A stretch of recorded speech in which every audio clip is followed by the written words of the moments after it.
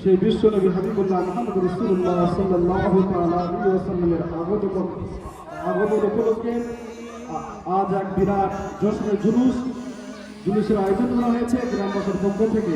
আজমনগর পূর্বপাড়া এবং সমস্ত আজমনগরের মানুষদের পক্ষ থেকে, বাসন্তী দরবার শরীফের পক্ষ থেকে আয়োজন করা হয়েছে। আল্লাহ পাক রব্বুল আলামিন আমাদের এই জশ্নের জুলুসকে কবুল করেন, সবাই বলি আল্লাহুম্মা আমিন। রাসূলুল্লাহ সাল্লাল্লাহু আলাইহি ওয়াসাল্লামের প্রেম, প্রীতি, মহব্বত, ভালোবাসা আমাদের প্রত্যেকে অন্তরে আল্লাহ তাআলা জাগ্রত করে দেন, সবাই বলি আল্লাহুম্মা আমিন।